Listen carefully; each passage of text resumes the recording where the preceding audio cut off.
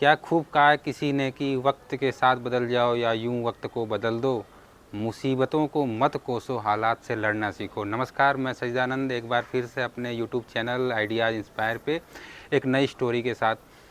बाहर बारिश हो रही है और सरकारी स्कूल में अध्यापक जी अपने बच्चों को पढ़ा रहे थे, और तो अध्यापक ने सोचा कि क्यों ना आज बच्चों से बात करते हैं।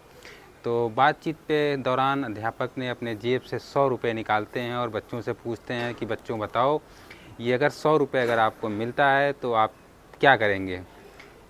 पहला बच्चा बोलता है कि बहुत सारे टॉफ़ी ख़रीदूँगा, दूसरा बच्चा बोलता है कि बहुत सारे खिलौने खरीदूँगा, तीसरा बच्चा बोलता है कि चॉकलेट खरीदूँगा। ऐसे तमाम बच्चों ने अपनी अपनी प्रतिक्रिया दी। क्लास का आखिरी बच्चा जब तक पहुंचा तो अध्यापक ने पूछा कि बेटा तुम बताओ कि क्या 100 रुपये अगर तुम्हें मिलेंगे तो क्या करोगे। वो बच्चा बोलता है कि सर अगर मुझे 100 रुपये मिले तो मैं अपनी माँ के लिए चश्मे खरीदूँगे। क्लास के सभी बच्चे हंस पड़ते हैं। अध्यापक फिर पास आता है और पूछता है बेटा इसमें कौन सी बड़ी बात है, ये तो आपके पापा लाएंगे। बच्चा रोवन सा हो जाता है और बोलता है कि पापा नहीं है ना, इसलिए मैं लाना चाहता हूँ। माँ सिलाई की काम करती है, घरों में जाके बर्तन साफ़ करती है, माँ को ठीक से दिखाई नहीं देता। अगर मैं चश्मे खरीद के दूंगा तो माँ को ठीक से दिखाई देगा।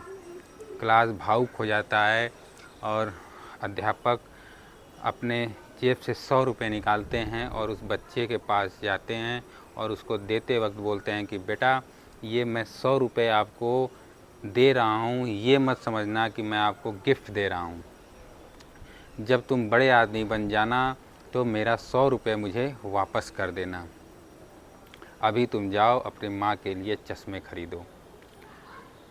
20 वर्ष समय बीतने के बाद वो बच्चा खूब मेहनत करता है, खूब लगन से पढ़ता है और 20 वर्ष के बाद फिर इतिहास बदलता है, परिस्थितियाँ सेम होती हैं।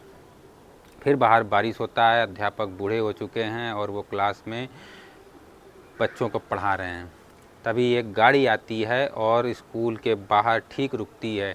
कलेक्टर साहब बाहर निकलते हैं तो स्कूल में हलचल मच जाती है। सभी अध्यापक सोचने लगते हैं कि पता नहीं कौन सी क्लास में कलेक्टर साहब जाएंगे। कलेक्टर साहब ने परमिशन लिया, उस अध्यापक के बारे में जानकारी ली और सीधा उनके अंदर गए और अध्यापक को चरण स्पर्श किए, उनके पाँव छुए और बोले कि गुरुजी आपने मुझे पहचाना नहीं, मैं वही बच्चा हूँ जो हमारी माँ के लिए आपने 100 रुपये दिए थे चश्मा खरीदने के लिए। पहले तो मैं आपका 100 रुपये आपको वापस करना चाहता हूँ और मैं आपका सम्मान करना चाहता हूँ। गुरुजी आपने मुझे जीने की ललक सिखाई, आपने मुझे बताया कि कितनी भी विकट परिस्थिति क्यों ना हो हम अपने हालात से लड़ना सीख सकते हैं।